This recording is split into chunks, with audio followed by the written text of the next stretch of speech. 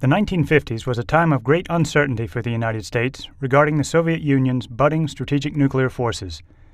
While the Soviets had ambitious programs to develop and deploy intercontinental ballistic missiles and bombers, we knew little about the scope or success of their efforts. The U.S. intelligence community reflected this uncertainty in wild overestimates of Soviet bomber and missile production, and forecast that the U.S. was falling dangerously behind in the nuclear arms race. The Corona program began as a joint CIA-Air Force effort in the late 1950s. Cloaked in secrecy, the program's goals were daunting.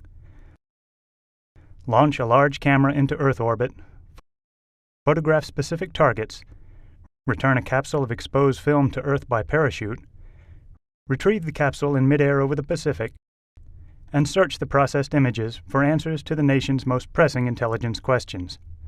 Many things could go wrong, and did. The first 13 missions failed.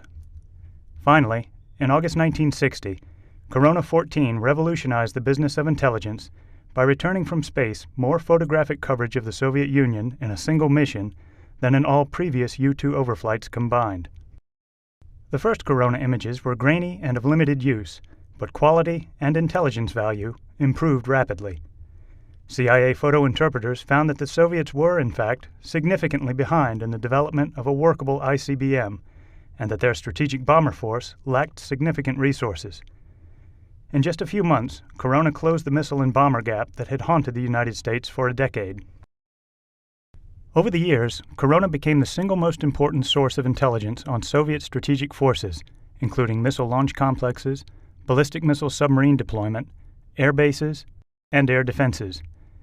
In 1971, Corona enabled the U.S. to specify verifiable terms for the Strategic Arms Limitation Treaty.